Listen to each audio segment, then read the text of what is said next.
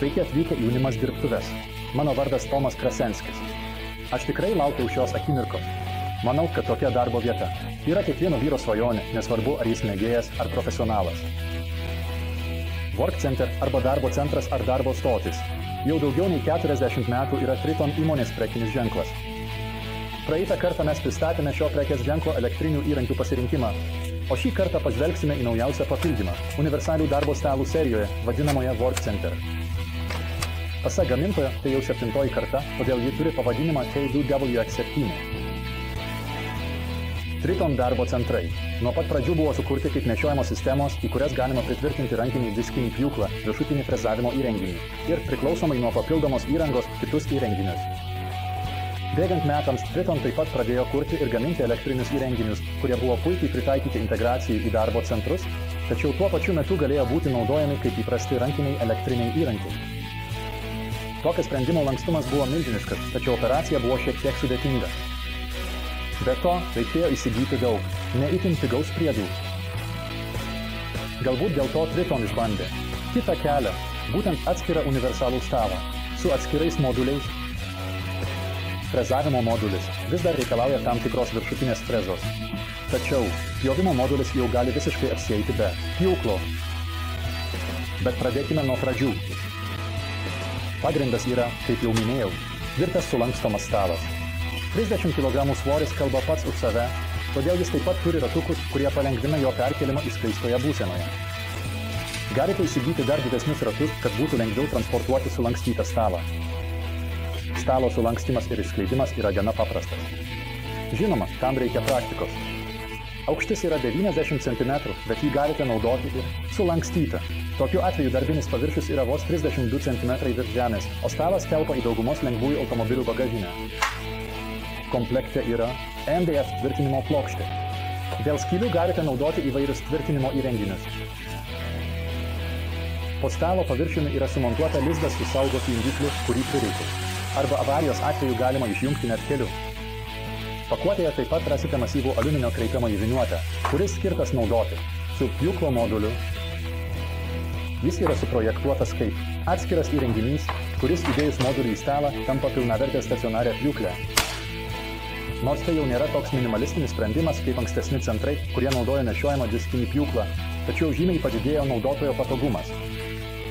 Nebereikia sudėtingai reguliuoti po stalu pritvirtinto pjūklo.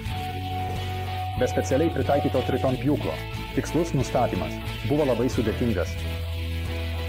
Pjūklo modulis CS001 valdomas kaip įprasta stacionari pjūklė.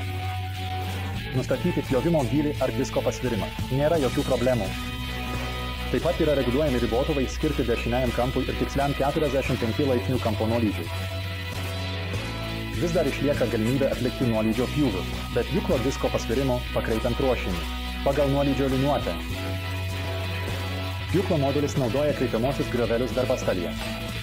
Jos turi standartinį 3/4 colio pločio, todėl be pridėto kampinio. Kreiptuvo galite naudoti ir savo mėgstamą kreiptuvą iš kito stalinio pjūklo. Pridėtas kreiptuvas yra daugiafunkcis. Be poreikio perstatyti galite atlikti pjūvius 90 ir 45 laipsnių kampu, taip pat galite jį naudoti vietoj spaudžiamojo šuko. Ankstesniuose Triton darbo centruose pjūklo modulį buvo galima apversti aukštyn kojomis ir dėl judėjimo mechanizmo jį buvo galima naudoti panašiai kaip skersinį pjūklą. Naujoje sistemoje šią funkciją iš dalies pakeičia vadinamoji projektinė pjūklas PS001. Ji pirmiausia skirta grindų klojėjams, dirbantiems su laminuota danga arba mažesnėmis medinėmis dalimis iki 22 mm storio.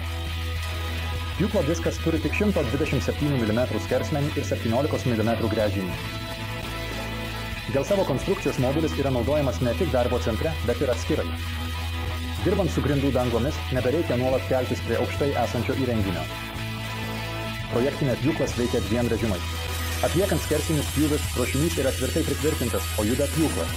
Atliekant išilginį pjovimą, pjūklas yra užfiksuojamas ir juda ruošiniu. Paskutinis modulis yra frezavimo stalas EK001. Frezavimo stalai viršutinėms frezoms yra tradicinė Triton darbo centrų dalis. Ir ši karta yra beveik tobula. Pagrindas yra MDF plokštė, laminuota dėl mažo trinties. Metaliniai dėklė leidžia pritvirtinti bet kokią viršutinę frezą, tačiau, žinoma, paprasčiausia yra integruoti to paties pavadinimo prekės ženklo įrenginius. Iš tikrųjų, čia yra iš anksto išgręžtos skylės ir naudojama unikali triton viršutinių frezų bajoneto sistema. Jos taip pat yra aprūpintos mikroposlinkiu su galimybė valdyti rankenėlę, kuri pridedama prie kiekvienos frezos, o staliuke yra atitinkama anga. Jai. Darbo palengvinimui taip pat labai padeda automatinis veleno fiksavimas. Puikų frezavimo tikslumą užtikrina liniuotė iš stabilaus aliuminio profilio. Galimybė ją reguliuoti mikroposlinkiu. Ir 4. Spaudimo šukos. Išėjimo kreipiamąją plokštę galite perkelti. Nuo įėjimo plokštės. Nuo pusės iki 2 mm naudodami pertiklinės juostas, o stalą tada naudoti kraštų lyginimui kaip obliavimo staklėse. Taip pat yra įrankio dangtis skirtas didesniam saugumui ir geresniam drožlių nusiurbimui, kaip ir pjūklo modulyje. Darbo centras Triton. T2WX7 yra idealus reikliems mėgėjams, kurie neturi pakankamai vietos dideliems stacionariems įrenginiams, taip pat profesionalams, kuriems reikia tinkamo ir lankstaus darbo centro darbui už dirbtuvių ribų. Nuorodas į atskirus komponentus rasite aprašyme po vaizdo įrašu.